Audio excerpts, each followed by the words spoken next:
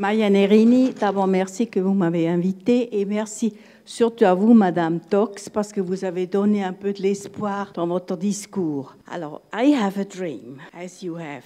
Moi, je rêve, puisqu'il y a des États qui, par des vétos, peuvent endiguer des projets européens. Je rêve d'une United States of Europe, avec un budget commun pour la recherche, la défense et l'environnement. Et tout le reste, je pense, je ne sais pas, c'est mon avis personnel, on devrait laisser l'économie, l'agriculture, l'éducation dans les mains des ministres et banquiers. Merci. Merci, madame. Alors, on va demander une réaction à Enrico Letta. Si on devait un peu répartir les tâches au niveau européen, et puis peut-être aussi notamment sur le droit de veto, un fonctionnement en majorité qualifiée, ce genre de choses. Qu'est-ce qu'on peut changer? Le droit de veto a été un des grands problèmes européens. On le voit aujourd'hui même dans les questions dont on parle.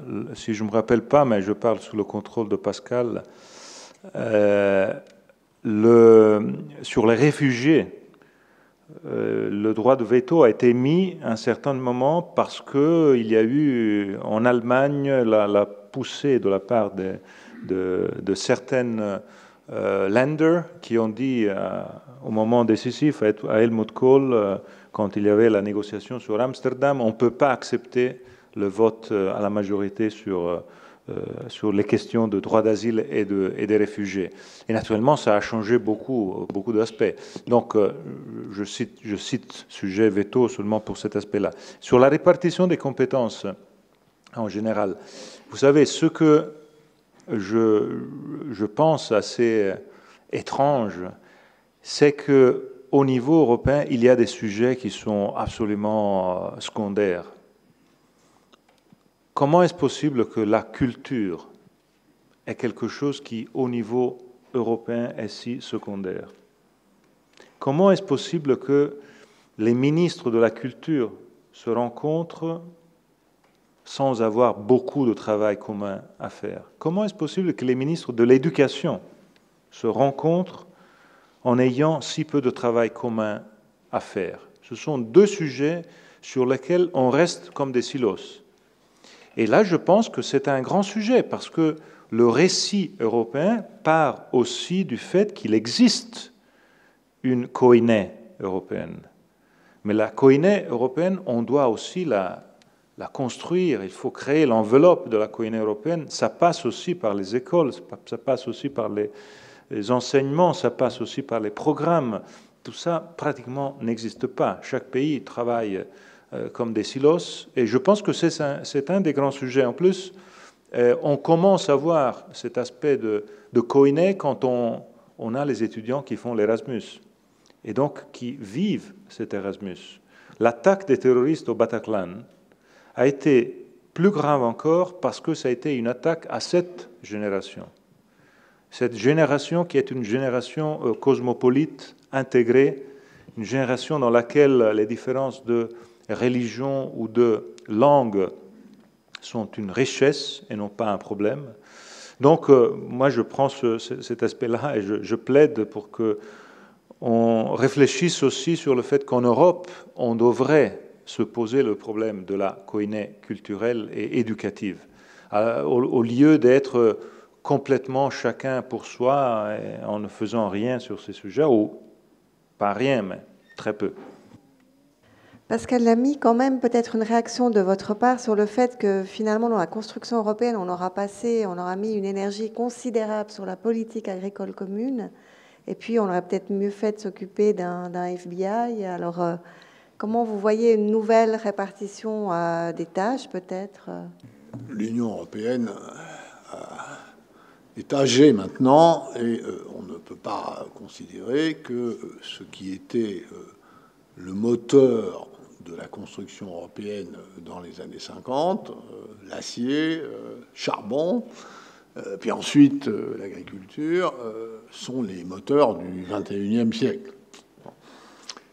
Aujourd'hui, il est probablement plus important pour les Européens, en tout cas pour l'Union européenne, d'essayer de rattraper le retard grave qu'elle a pris en matière d'économie digitale par rapport aux États-Unis, que effectivement de s'intéresser à financer la politique agricole commune. Bon, je crois que c'est une réalité. Pour autant, il y a un passé, il y a des structures, il y a des engagements, il y a des budgets.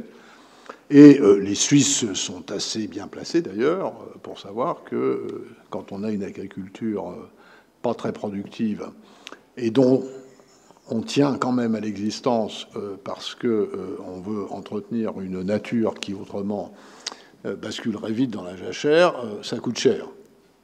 Donc moi, je ne suis pas de ceux qui, aujourd'hui, considèrent que c'est une erreur de dépenser 50, 60 ou 70 milliards d'euros pour garder à la terre des paysans qui, autrement, en partiraient.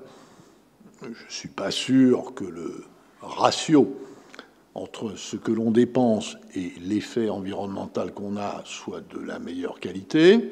Et ça tient au fait que, comme en Suisse, en Europe, les paysans ont, disons, un certain surpoids électoral qui tient à leur tenue du territoire. Mais, autrement dit, ça n'est pas en Europe, en allant chercher 20, 30 ou 40 milliards d'euros, en les retirant à la politique agricole commune et en les mettant sur la recherche et sur le développement, qu'on va régler cette question. Par contre, je crois que nous sommes effectivement confrontés à un problème de subsidiarité, qui est un problème classique dans les systèmes fédéraux. Encore une fois, les Suisses connaissent bien ça. J'aurais une nuance par rapport à ce que vient de dire Enrico. Je suis en général assez d'accord avec lui, mais je pense que, par exemple, en matière d'éducation, il peut y avoir des grands principes européens, et il y en a d'ailleurs, notamment la réforme des cursus universitaires. Les cursus universitaires en Europe ont été alignés sur un modèle européen. Ça a pris un petit peu de temps, mais je pense que ça, c'est vraiment de l'ordre du local. Et je crois qu'il faut que nous réfléchissions, surtout dans une Europe à 28, sur ce que nous faisons au niveau fédéral et ce que nous gardons au niveau local. Je connais l'extrême difficulté de cette question, et je l'ai éprouvé quand j'étais commissaire européen et quand j'ai servi les institutions européennes dans ma première vie à Bruxelles. La subsidiarité, c'est un concept sur lequel tout le monde est d'accord. Simplement, tout le monde n'est pas d'accord sur ce qui est subsidiaire et ce qui ne l'est pas. Moi, je me souviens de débats formidables. Et d'ailleurs, il y a eu une expérience très intéressante que je cite et que j'espère sans choquer mes amis britanniques. Il y a 2 ans, les Britanniques se sont lancés dans un exercice interministériel qui consiste à dire, je vois pas de Cox rire, qui consiste à dire, on va aller voir les Européens, on va leur dire qu'on fait trop de choses à Bruxelles. Et on va arriver avec un brief solide en disant, voilà, il faut retirer tout ça. Puis ils ont commencé leur exercice interministériel. Ils ont demandé à chaque ministère qu'est-ce que l'Europe faisait de trop qu'il faudrait rapatrier au niveau national. Et donc la liste était assez intéressante, prise ministère par ministère. Et puis, quand ils ont mis ensemble la liste des différents ministères et qu'ils ont regardé ce que ces listes avaient de commun dans ce qu'il fallait rapatrier du niveau européen au niveau national, la liste, qui faisait à peu près une trentaine de pages, faisait plus que 4 lignes. Parce que le ministère de l'Environnement trouvait que cette idée du ministère de l'Industrie qu'il fallait rapatrier l'environnement au niveau national était complètement absurde. Et qu'évidemment, le ministère de l'Agriculture, et chacun sait que les Anglais sont de grands bénéficiaires de la politique agricole commune, trouvait que ce serait quand même dommage de perdre tous ces sous de Bruxelles. Donc, c'est un débat très important. C'est un débat, encore une fois, que tous les systèmes fédéraux connaissent, qu'il faut prendre avec précaution. Je crois que nous ne sommes pas dans une version États-Unis d'Europe comme États-Unis d'Amérique du point de vue de la répartition des compétences. Nous sommes dans un système un peu plus confédéral que fédéral. Et encore une fois, ici, on sait ce que ça veut dire. Pardon, j'aimerais un micro ici pour Monsieur Sommaruga, s'il vous plaît. Merci beaucoup. Je suis Cornelio Sommaruga, ancien secrétaire d'État de la Confédération suisse et d'autres choses, un homme du passé. Mais j'ai beaucoup observé dans toute ma démarche professionnelle le cheminement de l'Union européenne, qui était la communauté pour moi, très longtemps, surtout quand je négociais avec Bruxelles. Et j'ai trouvé une chose qui est ressortie dans les dernières interventions, qui est un grand déficit. C'est qu'on a voulu, à un moment donné, passer de la communauté à l'union, mais on a oublié qu'une union doit être tout d'abord politique. Et cette faiblesse de ne pas avoir une union politique va créer toujours plus de problèmes. Et la construction européenne, pour quel avenir? J'espère que ça soit possible de renforcer cette union politique avec la sécurité, les réfugiés, la politique étrangère, et puis pourquoi pas aussi l'éducation et la culture. Mais je crois que le déficit, surtout, est celui de l'union politique. Merci.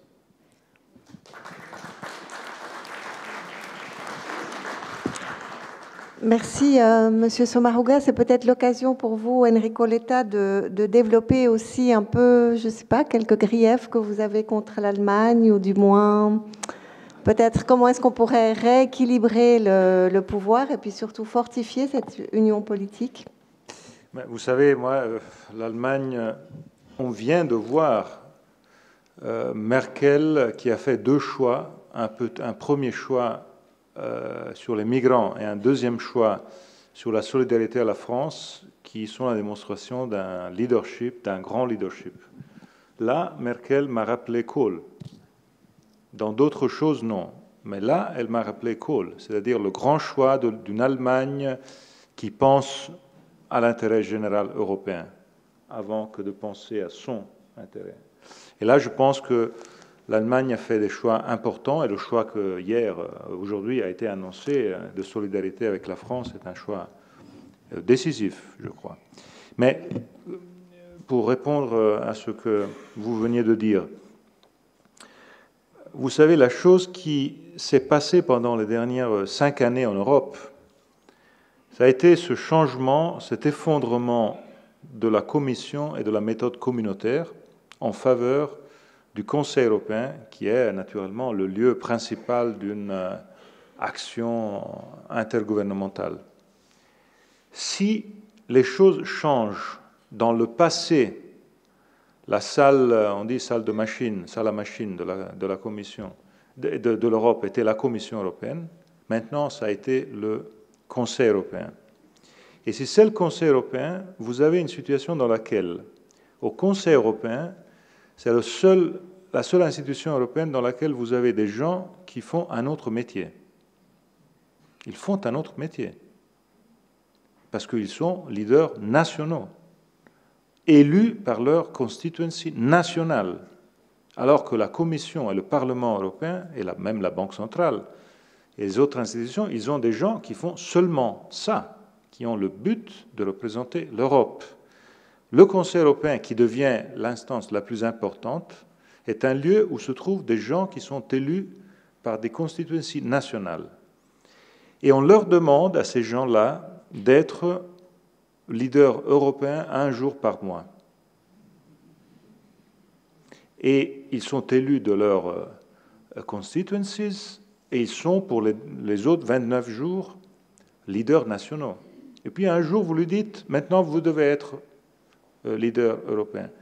Je pense que ça, c'est le point essentiel. Dès que l'Europe est passée à une Europe dans laquelle les institutions européennes sont plus faibles, et on est passé donc à une Europe dans laquelle tout se passe au Conseil européen, même la chose la plus importante, la grande force de Delors et de Pascal Lamy avec lui, était celle d'avoir employé le grand levier de l'exclusivité du pouvoir législatif, de proposition législative de la Commission, et d'employer ce levier pour parler directement à l'opinion publique européenne.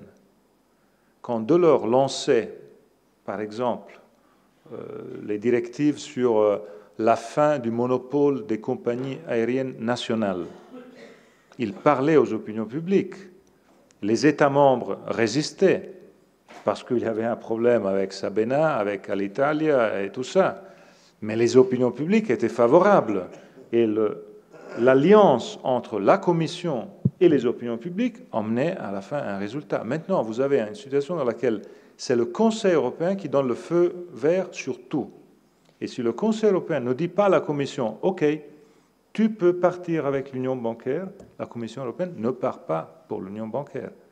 Alors là, je pense qu'on a un problème, un sérieux problème structurel, qui est un problème aussi de représentation de l'Europe vers les citoyens européens. Merkel parle en tant que leader national ou leader européen.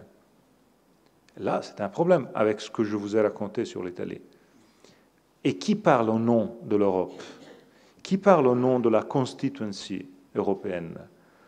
Alors là, je pense que c'est le grand sujet, vous avez raison à le poser. Je pense qu'il faudrait s'inventer des modalités pour rendre l'aspect communautaire, remettre la Commission au centre, l'aspect communautaire plus important. Je plaide pour que, Pat connaît ça beaucoup mieux que moi, pensez, si on avait une 29e constituency pour élire des parlementaires européens élus de toute l'Europe. Si j'étais en condition, moi, à Pise, de pouvoir voter pour Pascal Lamy à Paris, je préférerais voter pour Pascal Lamy plutôt que voter pour beaucoup d'Italiens qui sont dans la liste. Je n'aurais pas de doute sur ce point-là. Mais ce serait aussi une façon d'obliger le candidat Pascal Lamy à faire un discours non pas français, non pas Île-de-France, mais un discours européen. Quand vous voyez les élections européennes, on voit les élections européennes dans lesquelles les candidats au Parlement européen racontent toujours le même discours. On va porter plus de fonds structurels à la ville de Volterra, une ville de 12 000 habitants où il va prendre les votes. Alors évidemment, ce n'est pas ça le point. Le point, c'est quelle idée d'Europe. Et moi, je veux bien voter quelqu'un qui est même loin s'il a la même idée d'Europe que moi. Alors sur ce point...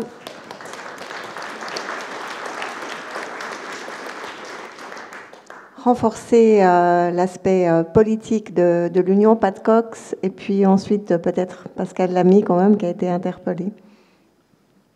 Cette idée d'avoir une circonscription européenne, pan-européenne, est quelque chose que je soutiens et depuis assez longtemps. Quand j'ai présidé un groupe au Parlement, nous étions parmi les premiers, il y a presque une vingtaine d'années, de le proposer. Il y a 5 ans, la Commission institutionnelle du Parlement a travaillé beaucoup sur ce projet, sous un rapporteur britannique d'ailleurs, qui s'est appelé Andrew Duff, mais c'était impossible, même au Parlement européen, de rassembler une majorité parlementaire sans parlant des arrière-pensées de la part des États membres. Deuxième chose, très vite, en ce qui concerne cette question union-politique, bien sûr, c'est logique, mais il faut constater, parfois, par exemple, nous avons des débats, et je le trouve assez fréquemment, qu'on crée du Royaume-Uni le bouc émissaire pour expliquer tous, qui ont bloqué tous. Mais croyez-moi, les sensibilités nationales qui ont bloqué une idée d'une union politique, affaires étrangères et les autres choses tellement sensibles à la souveraineté nationale, ce n'est pas les Britanniques, c'est un peu tout le monde. Un peu tout le monde a ses propres idées sur ce plan-là. Troisième chose, on peut parler même, sans parlant des grandes unions constitutionnalisées, des moyens qu'il faut. Est-ce qu'il est vraiment sérieux que nous avons une Union européenne dotée avec un budget annuel moins de 1% du PIB de ce territoire? On ne peut pas, avec de tels moyens, vraiment trouver des réponses et des instruments de la politique, soit sociale, économique, culturelle ou ailleurs, avec moins d'1% du PIB. Et donc, on a eu un grand débat, il y a une année, pour l'accord cadre financier pour les années d'ici à 2020. Et qu'est-ce que les grands chefs ont dit après avoir trouvé leur accord? Que chaque pays membre subit l'austérité, donc l'Europe doit faire la même chose. Et c'était pour moi, stratégiquement, c'était analphabète comme stratégie. Mais ça, c'est une réalité aussi. Et donc, si on voudrait parler vraiment d'une Europe unifiée, d'une Europe plus puissante, d'une Europe avec plus de capacités, de compétences, peut-être oui ou non, il faut des moyens. Et jusqu'à présent, on manque les moyens, à mon avis, qu'il faut. Alors, Pascal Lamy, comment on redonne un petit peu de pouvoir, de visibilité à la Commission? Vous l'avez connue puissante et influente. Sur le problème de l'union politique, moi je suis de ceux qui ont toujours regretté qu'on soit passé de la communauté à l'union.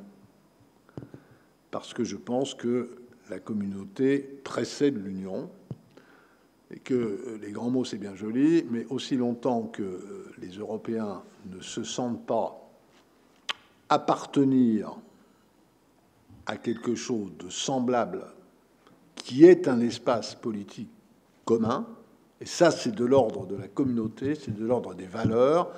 Parler d'union, d'un certain point de vue, c'est mettre la charrue avant les bœufs.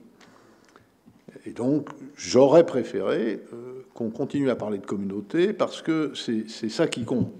Ce qui compte, c'est est-ce qu'on se sent membre d'une communauté avec ce que ça implique de solidarité. Parce qu'au fond, l'appel à la notion d'union, c'est ça. Or, pour un certain nombre de raisons, ça n'est pas encore le cas. Et je suis d'accord avec le fait qu'il y a derrière tout ça des réticences. J'ai essayé, quand j'étais à Bruxelles, de faire en sorte, par exemple, qu'au Parti socialiste européen, on accepte les adhésions individuelles. Le Parti socialiste européen, c'est le regroupement des différents partis socialistes et sociaux-démocrates en Europe. Et avec un certain nombre de collègues, de camarades, on a pendant des années essayé d'obtenir cela. Après tout, si l'Union européenne est une union, un individu européen doit pouvoir adhérer individuellement à un parti qui est un parti de l'Union sans passer par le membership à un parti national. On n'y est jamais arrivé. Donc, je dis cela parce que parler d'union dans ces conditions, je trouve que c'est un peu se moquer du monde. Sur la Commission, je n'étonnerai personne en disant que j'ai toujours considéré, et ça c'est l'école de l'or, que la Commission était une institution sui generis spécifique dont le rôle était de représenter l'intérêt général européen, de le fabriquer, de le constituer, et ensuite de soumettre cet intérêt général européen dans diverses directions, dans diverses politiques, dans divers moments, à l'approbation du Sénat des États membres, qu'est le Conseil européen, et de la Chambre des États membres, qu'est le Parlement européen.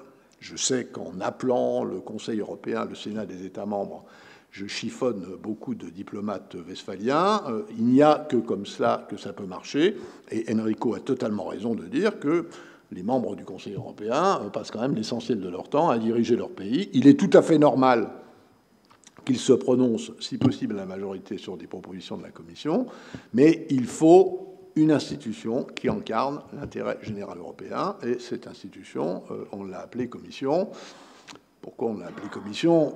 C'est pas très malin d'avoir appelé Commission. C'est pas terrible.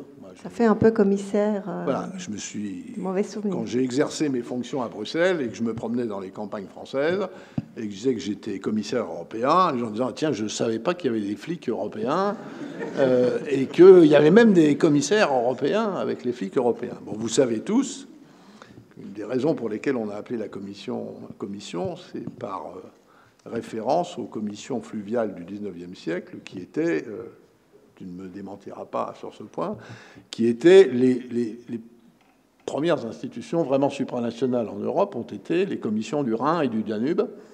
Et c'est pour ça que quand on a voulu créer une institution fédérale, quand un certain nombre de pays ont estimé, dont mes compatriotes, que haute autorité, qui était la manière dont on avait appelé la CECA, c'était trop autoritaire, ça faisait trop supranational, à ce moment-là, on s'est rabattu sur la notion de commission.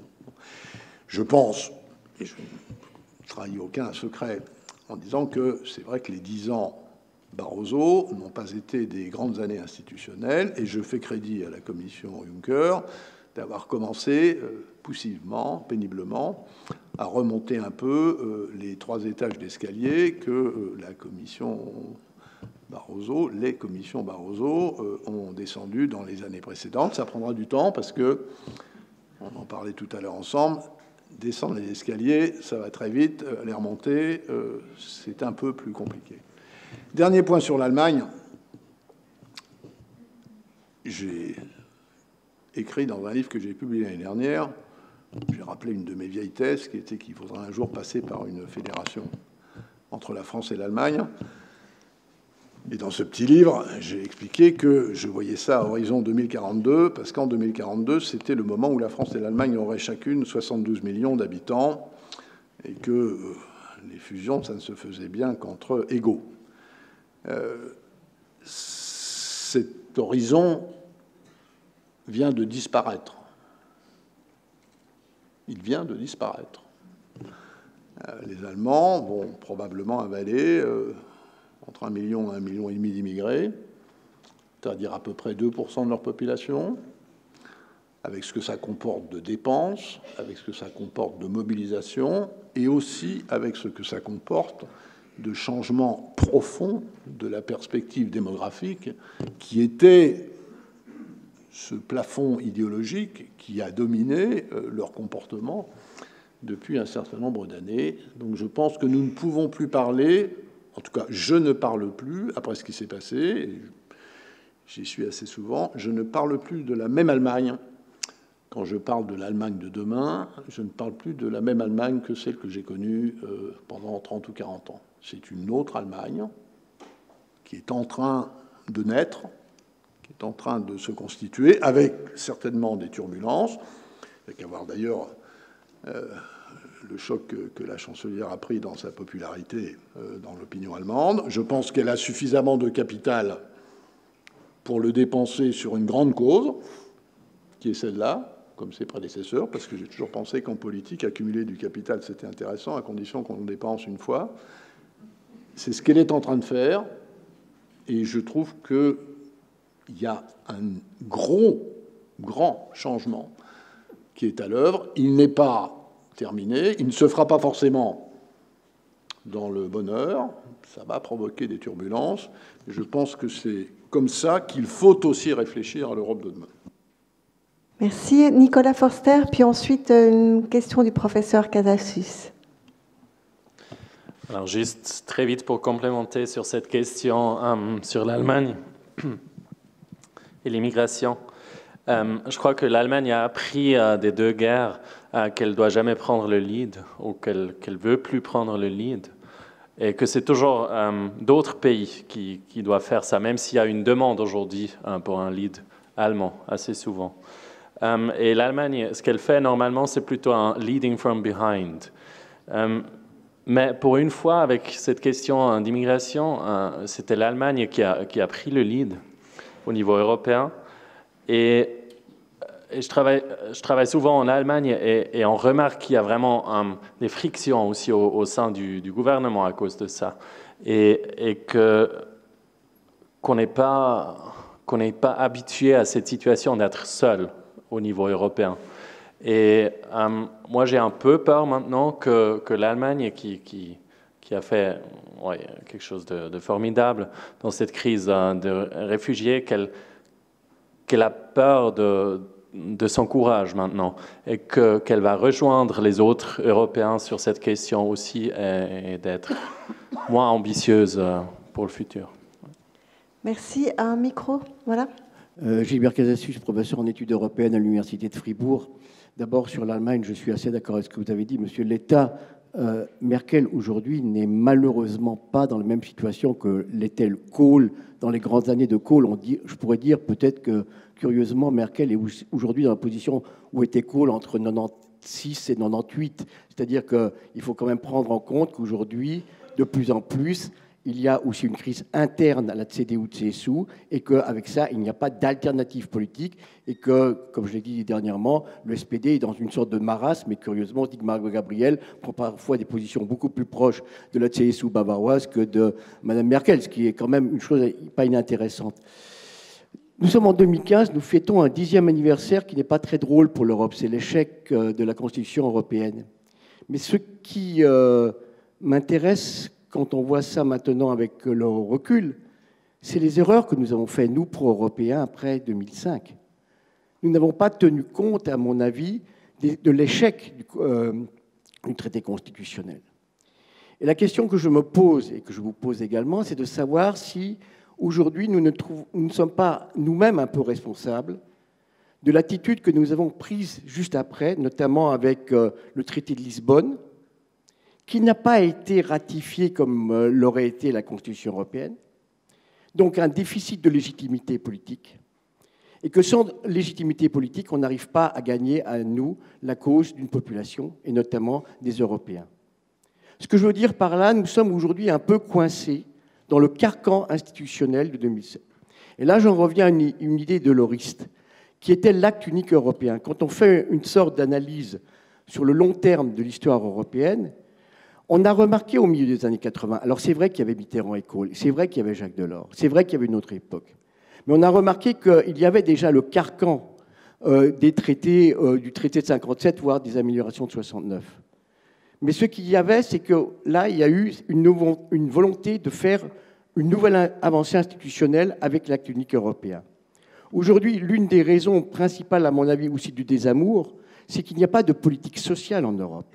C'est-à-dire que les Européens se disent quelles sont les possibilités d'avoir une sorte de matelas social en Europe pour que je ne puisse pas toujours descendre. Et nous sommes dans une position descendante en Europe. Donc la question que je pose, est-ce qu'il ne faut pas ouvrir ou détourner la question du débat institutionnel en Europe pour ne pas être aujourd'hui un peu victime du carcan du traité de Lisbonne, surtout quand on remarque ce qui s'est passé après, et là je donne totalement raison à Pascal Lamy, que l'une des décisions totalement symboliques qu'on avait prises, c'est de reconduire à l'époque une commission qui avait plus ou moins échoué. Alors, qui veut répondre? Pascal Lamy, Enrico Letta, Pat Cox? En un mot, pour ne pas être trop long, je vous trouve injuste sur le traité de Lisbonne. Le traité de Lisbonne n'est pas la Constitution qui a été rejetée. La Constitution a été rejetée à quelques pourcents près, et le traité de Lisbonne est une Constitution rabotée, modifiée assez substantiellement dans son contenu supranational par rapport à la Constitution. Ils ont fait les concessions qu'il était normal de faire aux anti-européens, à ceux qui trouvaient qu'il y avait trop de supranationalité dans la Constitution, et ça a donné le traité de Lisbonne. Donc cette idée, dont je reconnais qu'elle est dans un certain nombre d'endroits, selon laquelle on a rejeté la Constitution par référendum et on a subrepticement fait avaler la Constitution par voie parlementaire, est juridiquement totalement inexacte. Ça n'est pas la même chose. On a fait des concessions, je n'ai pas le temps d'entrer dans le détail ce soir, mais ça n'est pas la même chose. Sur le carcan institutionnel, là je rejoins mon école de l'or, les institutions, elles sont là pour porter des projets et pour assurer des permanences au cas où la météo deviendrait un peu agitée. Et je crois que, de ce point de vue, on ne peut pas parler des institutions européennes sans parler du projet européen. Ce qui n'est pas assez légitime aujourd'hui en Europe, ce n'est pas les institutions européennes, c'est le projet européen lui-même. C'est là qu'on a un problème de légitimité.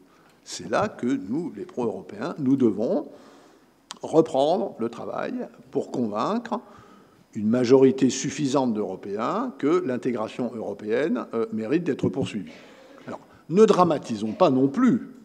Hein, si vous prenez le résultat des dernières élections européennes, qui est ce qu'on a de plus récent en termes d'expression démocratique, 2/3 des Européens qui ont voté aux élections européennes ont voté pour des partis pro-européens.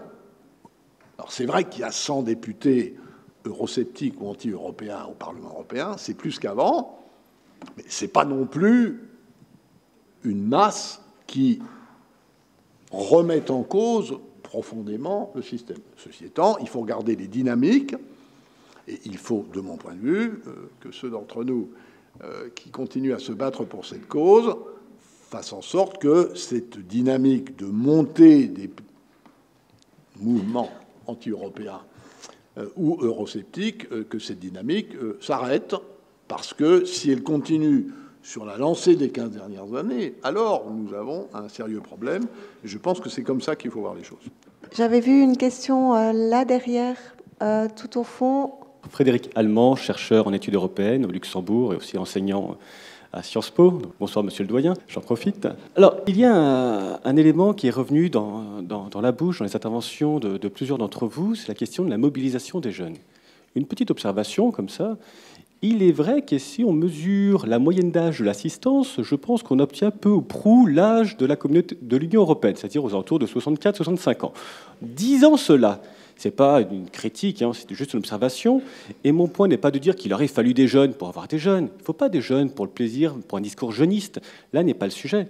Il faut garantir que la génération actuelle, qui est encore pro-européenne, et on est de moins en moins nombreux, malheureusement, je regrette le premier, mais garantir que la génération actuelle, que les personnes présentes ici, il y a un transfert de génération, qu'il y a un transfert de messages, et que les jeunes, ceux dont vous parliez, les lycéens, Monsieur l'État, ou vos petits-enfants, Monsieur l'ami, puissent prendre le relais.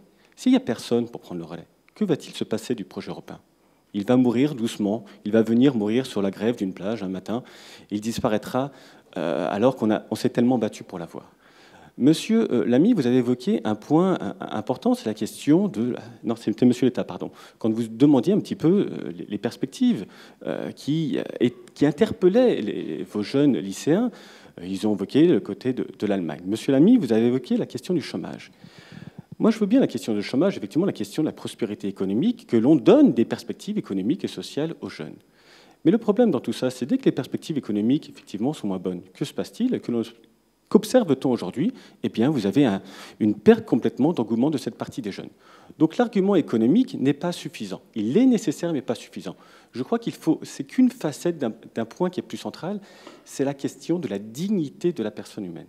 Le projet européen, c'est cela, c'est garantir, c'est restaurer l'individu dans toute sa dignité. C'est faire que l'individu puisse se réaliser en tant qu'homme. C'est lui redonner des droits politiques, c'est lui donner des droits économiques, c'est lui donner des perspectives sociales, c'est garantir aussi un espace de tolérance, c'est garantir aussi un espace de dialogue. C'est tout cela qu'il faut savoir porter. C'est un homme responsable, libre, qui fait preuve aussi de solidarité. Donc là, il y a un message politique, il y a un projet politique, effectivement, qui est latent, qui est sous-jacent, ce que vous disiez, mais qu'il faut peut-être remettre vraiment dans la narration du projet européen. Je vous remercie.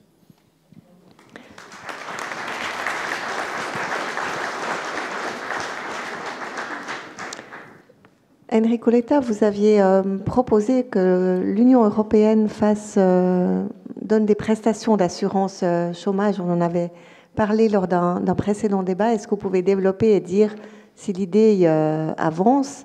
Parce que là, effectivement, il y a quelque chose de très concret pour restaurer des perspectives de la dignité sociale pour les jeunes chômeurs, notamment. Je crois que la question du chômage fait partie de la dignité de la personne. Donc c'est la question peut-être celle qui a été la plus secouée pendant la crise. Quand on passe dans deux grands pays européens comme l'Espagne et l'Italie, on arrive à 40 ou à 50% de chômage des jeunes. On ne peut pas ça devient le sujet. Et surtout parce que ce n'est pas 1 an ou 2 ans, c'est 5 ans d'affilée. Donc je crois que là, la question est essentielle. Et je reviens à ce que Pat Cox disait sur le bilan européen. On ne peut pas accepter qu'on discute pour des conseils européens et des conseils européens pour faire passer la dotation de la Youth Guarantee, qui était une bonne idée, c'est-à-dire un aide pour les jeunes qui sortent des études pour entrer dans le marché du travail. Mais l'idée est très bonne, mais quand vous vous trouvez dans un Conseil européen dans lequel la grande bataille est celle de faire passer de 6 milliards à 9 milliards, et naturellement, je ne dis pas 6 milliards pour l'Italie ou 6 milliards pour la France, 6 milliards pour toute l'Europe, et de faire passer de 6 à 9. Et c'est la grande victoire. Et naturellement, vous vous rendez compte que c'est rien, c'est peanuts, quand on parle de 5 millions de jeunes chômeurs ou quelque chose de ce genre-là. Donc, je reviens à la question des moyens. Sans moyens, aujourd'hui, on est en condition de faire rien. J'ajoute aussi que cette question des moyens revient toujours quand il y a eu des années, à la fin de chaque année, à la fin de chaque exercice, il y avait le commissaire responsable pour l'Erasmus qui était obligé à dire « on a terminé l'argent pour l'Erasmus ». Et pour un jeu intérieur de choses, et donc il passait l'image à l'extérieur que l'Europe coupait l'argent pour l'Erasmus, qui est, je pense, le suicide pur en termes de récit pour les opinions publiques. Donc, moi, je pense qu'on doit de plus en plus se cibler sur des mesures européennes qui aient des moyens. Tout ce qui est lié à l'Erasmus, Pascal Lamy a travaillé à un projet Erasmus Pro, qui est, je pense, très intéressant. C'est l'Erasmus de l'apprentissage. Donner la possibilité, ce qui a été fait au niveau des étudiants, de le faire au niveau des apprentis. Vous faites une période après les études, avant d'entrer dans le monde du travail, vous faites de l'apprentissage et vous le faites dans un autre pays, avec la possibilité d'être payé par un soutien européen. Vous apprenez une langue, vous apprenez une mentalité ouverte, et peut-être vous trouvez aussi un travail, parce que vous pouvez rester là, ou bien vous apprenez un travail et vous le reportez chez vous. Alors, et en plus, vous faites entrer les jeunes gens dans l'idée d'une mobilité positive, non pas d'une mobilité obligée. Obligée parce qu'aujourd'hui à Paris, ce matin j'étais à Londres, je trouve plein d'Italiens, plein de jeunes Italiens, très bien, avec un haut degré de formation, qui font des travaux qui sont comme ça, parce qu'il y a la fuite. Quand vous avez le 40% de chômage, c'est la fuite.